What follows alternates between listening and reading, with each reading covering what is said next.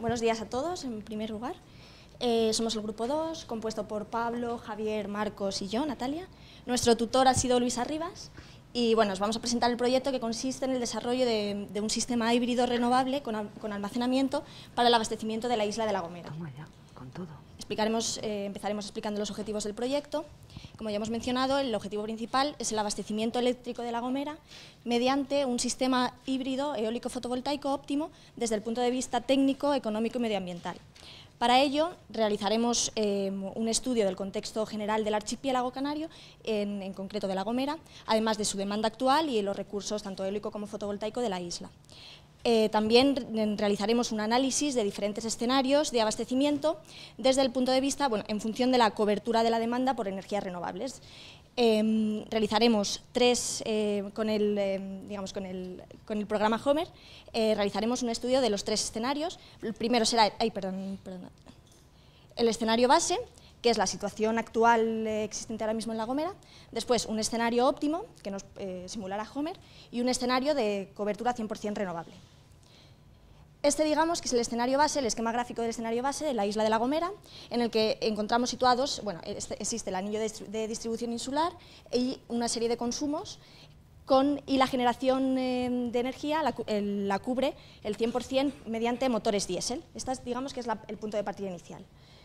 El escenario óptimo que nos simula Homer y el que nosotros proponemos es un sistema híbrido al que además vamos a añadir energía fotovoltaica, energía eólica, con un sistema de almacenamiento. Cada tecnología la vamos a desarrollar más adelante. En cuanto al contexto en las islas, detectamos que existen unos extracostes de generación debido a la dependencia de combustibles fósiles y a los costes de transporte debido al aislamiento geográfico de la isla. Por eso creemos que la instalación de un sistema renovable reduciría en mucha medida estos costes. En cuanto a la selección de la isla, hemos elegido la isla que tiene menor contribución de energías renovables, que como podemos ver en el gráfico, son las zonas moradas. La que menos tiene, con diferencia, es la isla de La Gomera, por la que implantaremos nuestro sistema allí. Entonces, ¿por qué La Gomera al final? Porque posee la menor contribución de energías renovables, porque el recurso solar y eólico es bueno y porque además los espacios protegidos están muy limitados, no existen muchas restricciones medioambientales y además tenemos la referencia del éxito del proyecto de similar en la isla vecina del Hierro. Mi compañero Javier. Buenos días, yo voy a hablar del contexto actual de La Gomera. Voy a hablar del contexto actual de La Gomera. Y esto, como ha comentado mi compañera Natalia, es el contexto actual. Esto, digamos que representa muy bien el contexto eléctrico actual de La Gomera. Esta sería la red de distribución, principales consumos de la isla y las 2 principales fuentes de generación, que son la central térmica y el parque eólico Epina.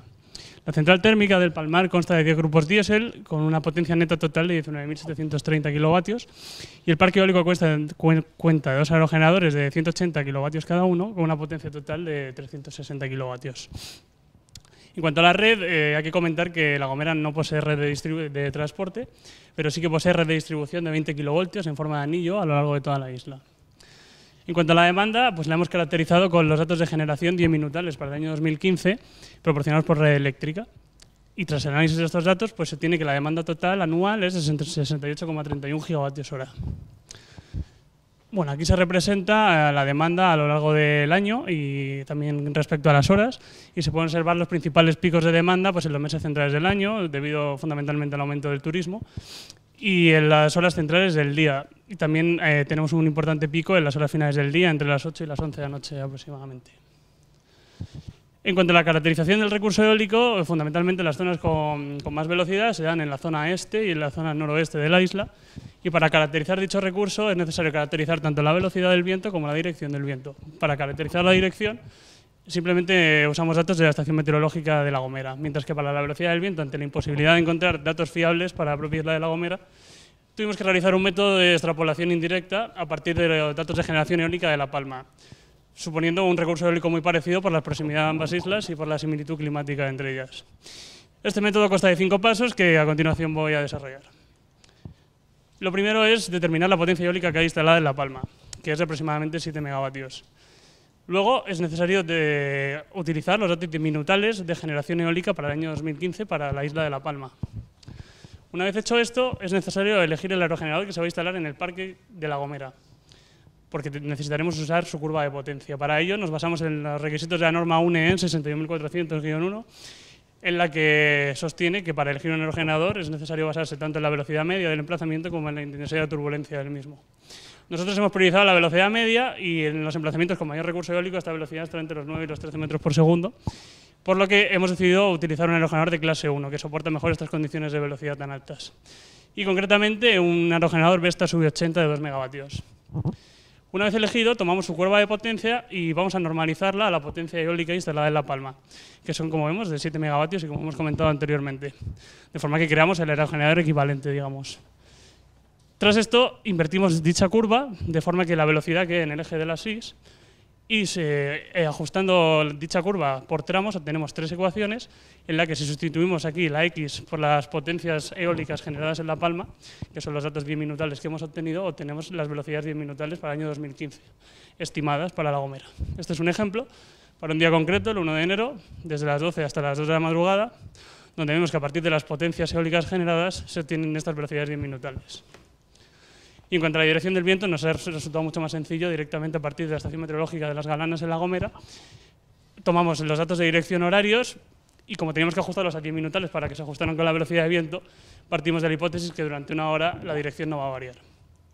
Con respecto al recurso solar, la mayor irradiación se da tanto en la zona este como en la zona oeste de la isla y para caracterizarlos nos basamos en datos mensuales de irradiación global diaria horizontal. Para una serie de años utilizaremos dos bases de datos distintas, una la que se utilizará en el programa Homer, que será la base de datos de la NASA, y otra en el programa VUSIS, que será la base de datos de Meteonor.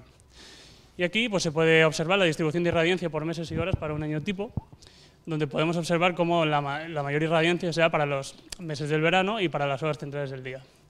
Y a continuación mi compañero Marcos va a comentar el análisis de escenarios.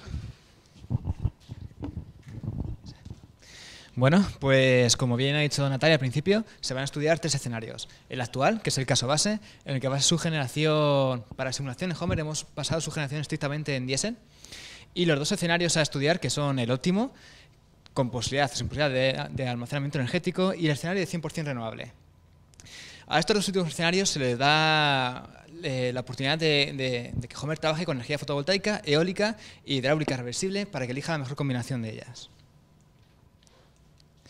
Sí, pues en el escenario base introducimos los datos de los grupos diésel que conocemos en software Homer y así también introducimos el precio del diésel que sacamos del anuario energético de Canarias, así como también en ese mismo anuario sabemos el consumo total de la isla de combustible de generación eléctrica. Entonces, como al principio no se ajustaba del todo, ya que era un consumo de diésel mayor, se modificó la curva de eficiencia de los grupos diésel para lograr un escenario más realista, para casar el consumo de combustible real como de Homer. A todo esto, nos da un coste de energía de este escenario de 0,194 euros el kilovatio hora, el cual se ajusta bastante bien al escenario real del precio de la energía en Canarias. Luego, se pasan a estudiar los escenarios óptimos. Como se ha dicho, aparte de meter la información de grupos diésel, ahora hay que introducir tanto los datos de la energía fotovoltaica, de la energía eólica y de la energía hidráulica reversible. Sin embargo, Homer tiene un problema y es que, bueno, al menos la versión legacy que hemos usado no permite introducir la hidráulica reversible como tal. Por lo que para trabajar con ella se ha modelizado su comportamiento a través de una batería. Este proceso tiene muchos detalles, pero paso a explicar las bases de esto. Y consiste en, a través de las expresiones de potencia y de energía almacenada de la energía hidráulica y de una batería tipo, se pueden hallar las similitudes y relaciones para caracterizarla. Por ello, igualando las 2 expresiones de potencia y a una altura fijadas del emplazamiento y con el caudal también, podemos hallar la intensidad tipo que introducir a Homer para la batería. Y con energía almacenada lo mismo. A través de igualar estas 2 expresiones se puede hallar la capacidad de la batería resultante.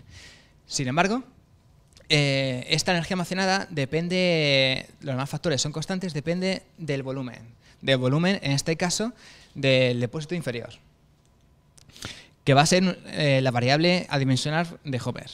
Se han establecido intervalos de 10.000 metros cúbicos de volumen para que Homer decida cuál es el volumen óptimo.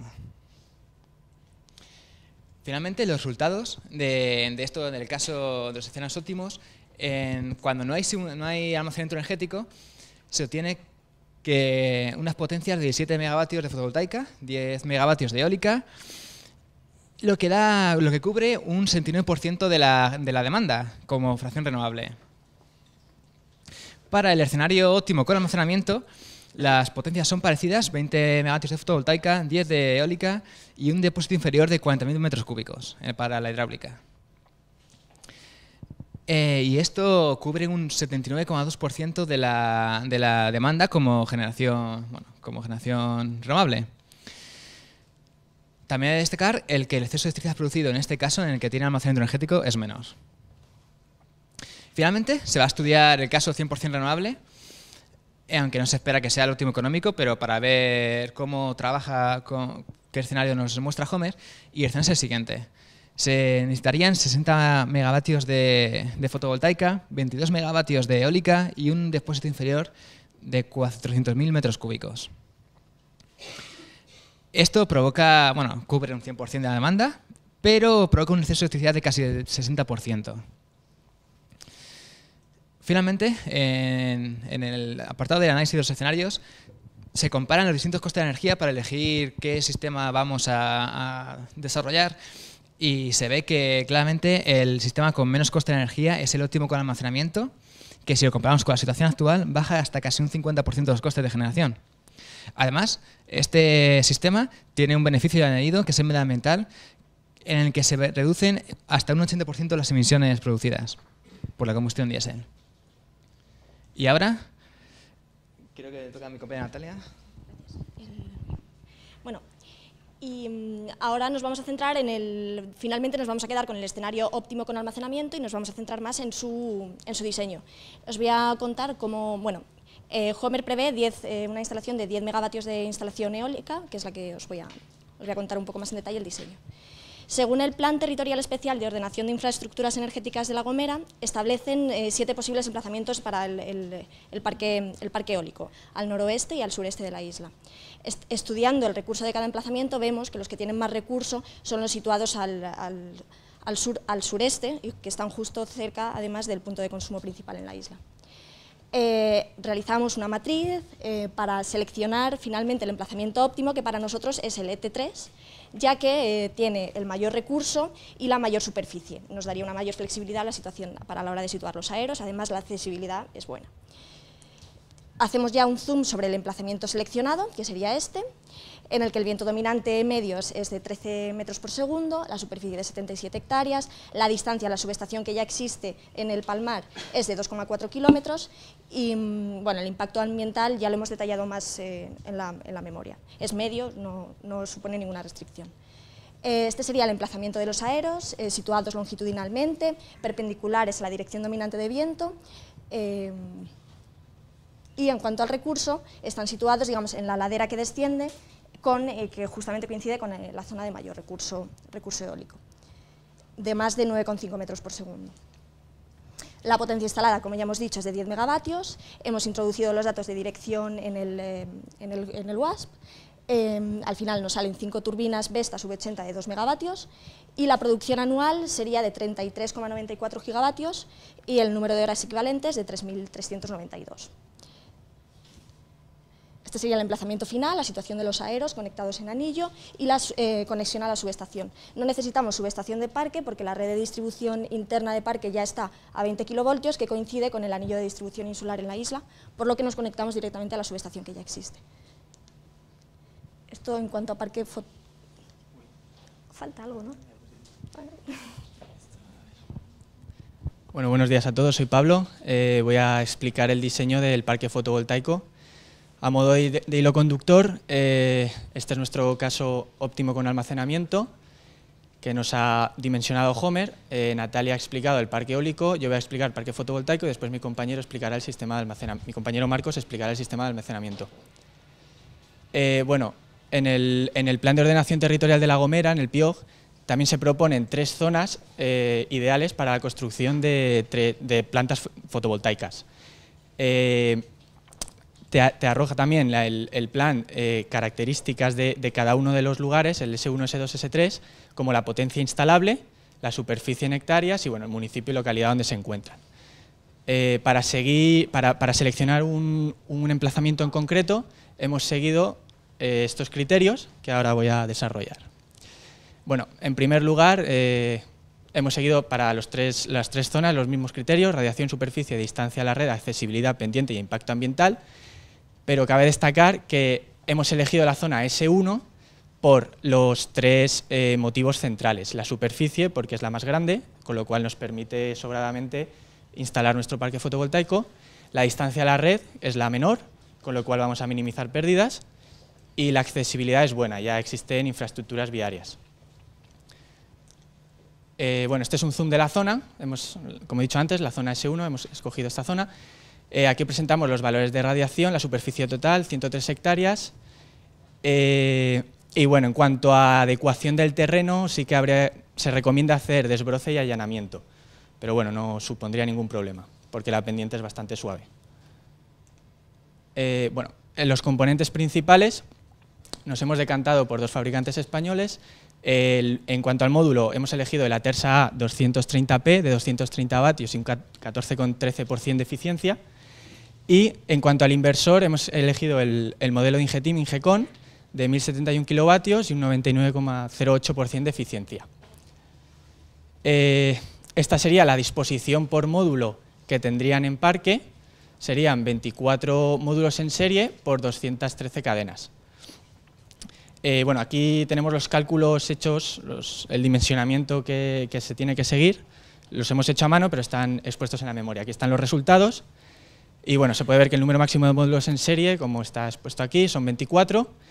Y luego, en cuanto a la ventana MPP del inversor, el número mínimo son 24 y el número máximo de módulos en serie son 31. Y el número de ramas en paralelo máxima por inversor son 221. Pero bueno, nosotros hemos dimensionado el parque para que use 213. Bueno, ya como complemento del dimensionamiento hemos utilizado la herramienta informática PVSYST. Aquí hemos puesto el módulo, el Atersa 230P. Aquí tenemos el inversor que hemos escogido y ya a modo de resultados nos arroja el PVSYST que tenemos 24 módulos en serie y un número de cadenas de 3.621, lo cual nos da una potencia nominal del generador de casi 20 megas, bueno, 19.988 kilovatios, y un número total de módulos de 86.904.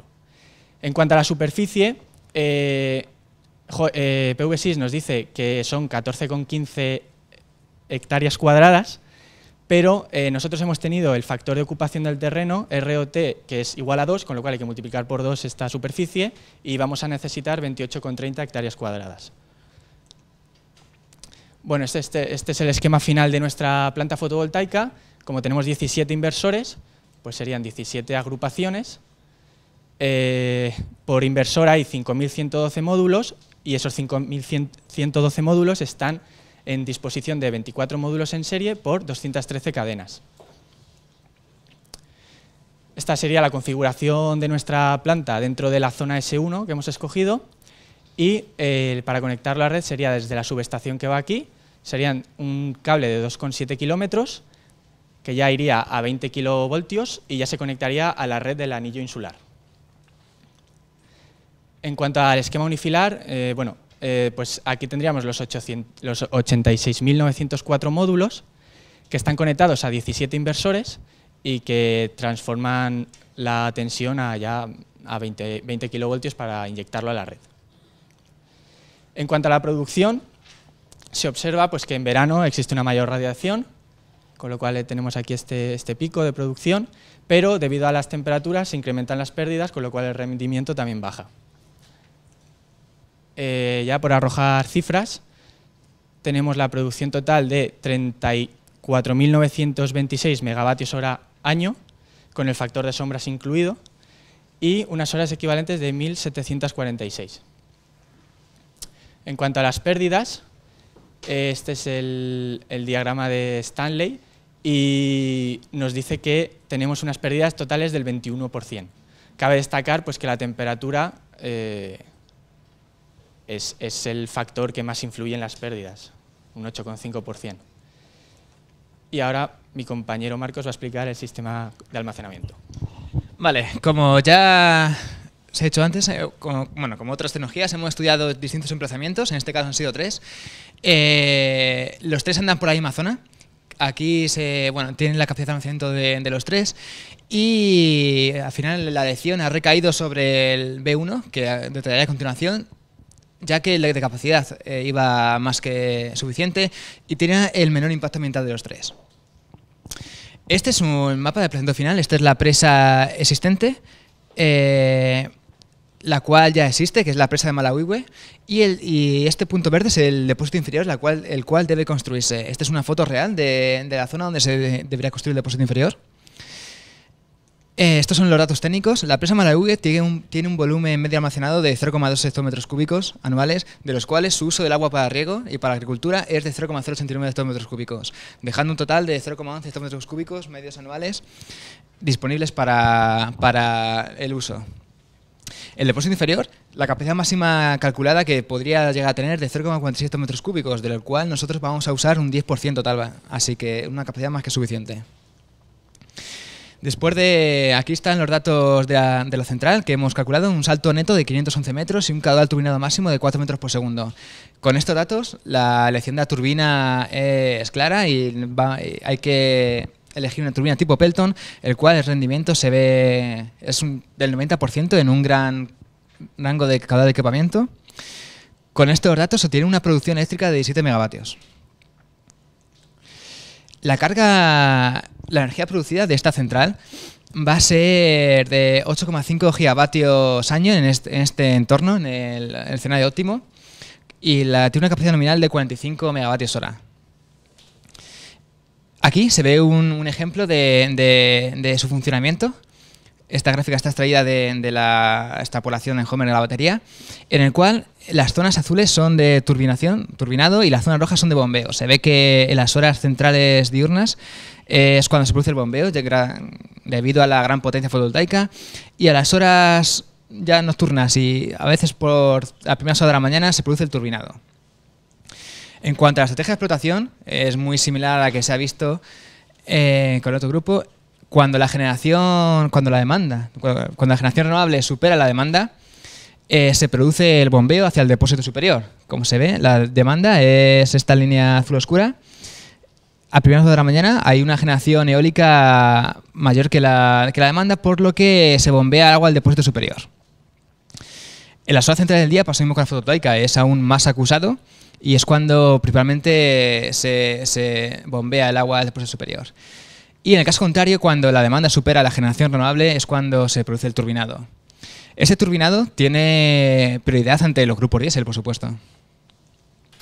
Otra última gráfica, para que quede un poco más claro, es el estado de carga. Esto es un año tipo y se ve que la zona central del día, cuando más insolación hay, está la batería al 100%, lo que significa que todo el agua ya ha sido bombeada para arriba y está lista para producir energía. Energía que se turbina en las horas nocturnas del día. Y finalmente, se tiene un mapa os presento un mapa que muestra el depósito superior ya existente, el depósito inferior que debe construirse con la tubería forzada y la conexión, aquí la central, la subestación, con la conexión al anillo insular. Finalmente, Javi va a hablar sobre el último apartado, perspectiva de futuro. Bueno, de forma muy breve ya, porque nos están echando ya la bronca por aquí. Voy a analizar las perspectivas a futuro a modo de conclusiones ya. Os he comentado que como consecuencia del sistema óptimo instalado tenemos un exceso de electricidad, como en cualquier otro sistema aislado, que se traduce, es un 15,3% de electricidad que se traduce en 12,5 millones de kilovatios hora. Esto se produce sobre todo en las horas centrales del día por el exceso de producción la gran producción fotovoltaica que tenemos, que supera la demanda y la capacidad de almacenamiento.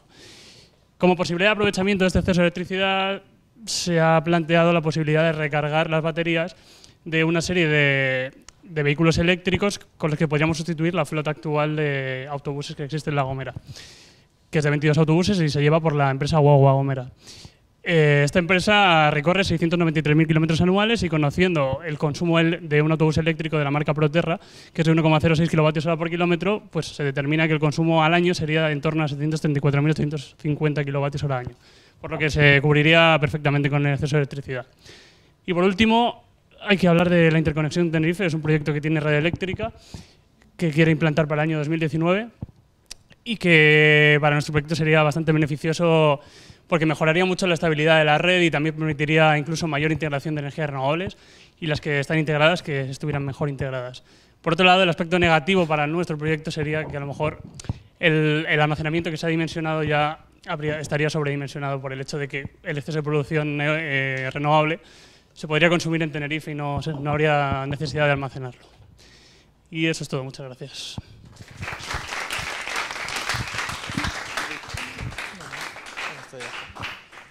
Enhorabuena también por la presentación y el trabajo. Recomendación: controlar el tiempo para ocasiones futuras. Bueno, dejo la palabra a los ponentes del tribunal para no acumular más recursos. Bueno, chicos, enhorabuena. Bueno, el proyecto está muy bien.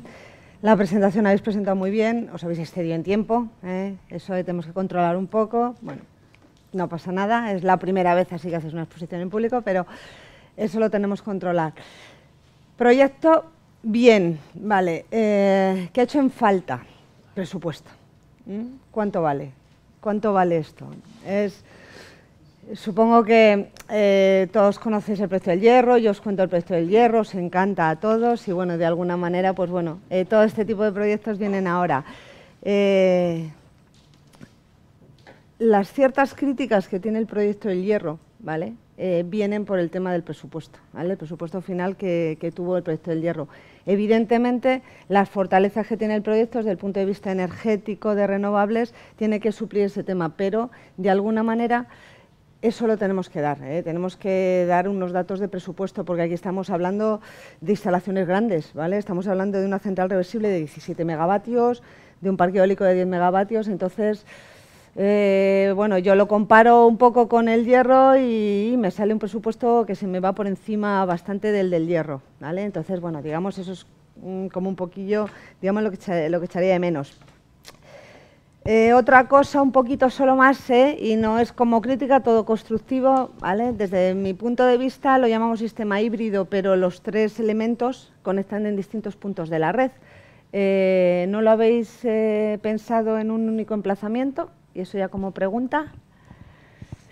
Nosotros nos hemos basado en el plan de ordenación territorial, que es el que, vamos, recomienda, entre comillas, ¿Dónde se puede instalar las instalaciones fotovoltaicas, las eólicas y el sistema de almacenamiento. O sea, lo tienen todo pensado para dónde se puede instalar cada sistema de generación. Sí, digamos, lo que pasa es que bueno, el concepto un poquito híbrido parecería que tendríamos que ser en la misma zona, en un único punto de conexión, pues yo en ese punto de conexión, digamos, produzco eólica, el exceso, digamos, que no cubre la demanda, pues me lo llevo al almacenamiento, pero que, digamos, lo tengo in situ, por un único punto.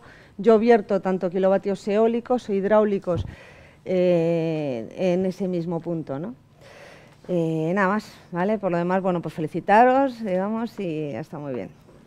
Luis. Bueno, yo daros la enhorabuena por el proyecto. Es muy completo. Me ha parecido muy completo y además muy bien explicado y expuesto. Y también efectivamente me falta un poco de parte económica, porque de hecho habláis de los costes de generación, los comparáis, pero como que el paso previo no aparece por ningún lado. O sea, es como matiz. El análisis económico está hecho en la memoria. Pues es que aquí nos ha presentado por tema de tiempo, que ya nos hemos pasado, de hecho. Pero está detallado. No sé si quieres comentar tú algo del análisis económico. Añadí el coste de energía porque es el elemento más representativo, es con el que se engloba todo, engloba la operación y mantenimiento y engloba el coste de la inversión inicial. Entonces, pues bueno, entre falta de tiempo y que tengamos tantas cosas que explicar y que todas sean importantes, pues al final decidimos desecharlo de la presentación de una manera tan extensa y ponerla al final de la comparación. La inversión inicial del proyecto renovable creo que andaba entre los 70-80 millones de euros. Sacamos sacamos precios medios de instalación en España, tanto fotovoltaica como eólica, y los aplicamos un porcentaje, un factor correctivo por ser isla. Donde hay más margen de error seguramente es la hidráulica, porque no hay precio medio establecido y es... Y el terreno es terrible. Claro. La Gomera es terrible, o sea, ese depósito inferior, digo, bajar, conectar, en fin. No, me guié un poco por el presupuesto de la central hidráulica del Hierro. Entonces, ¿Cuánto has encontrado oficialmente del Hierro? Pues creo que... Que sí, ¿no? Entre 40 y 50 millones. Ese presupuesto inicial, en el año 2007. Presupuesto final, 82 millones de euros. Vale, eso... Por eso te digo, ¿eh? Es decir, el vuestro, yo creo que andaríamos rondando, pensando que la hidráulica, por ejemplo, en el Hierro estamos hablando de 11 megavatios, vosotros estáis en 17, la eólica sí cuadraría, más toda la parte de fotovoltaica, vamos a estar que rondaríamos más cerca de los 90, 100 millones, ¿vale? Por eso es un poquillo que os decía, ¿no? Ese dato, de alguna manera. Vale, así, bueno, por comentar ya, el TIR de este proyecto también, es cierto, con el coste que hemos puesto, nos ha salido del 12,95%, es cierto que es bastante elevado, pero bueno, también el recurso que hay es bastante bueno. Bueno, y enhorabuena. Pues nada, yo también daros la enhorabuena también y bueno, la verdad es que aquí uno de los grandes esfuerzos en la presentación era la síntesis, ¿no? el reducir toda la información. De lo que han comentado aquí mis compañeros de tribunal, lo de que la hibridación suponga un único punto de generación, eso no tiene por qué ser así, y bueno, y mucho menos en una isla, ¿no? que el propio sistema eléctrico es uno, no es... O sea, el hecho de que se tenga que conectar en el mismo punto, hombre, quizás en sistemas más pequeñitos sí que es frecuente, pero en sistemas más grandes no tendría por qué, ¿no? Y pues nada, enhorabuena. Muchas gracias.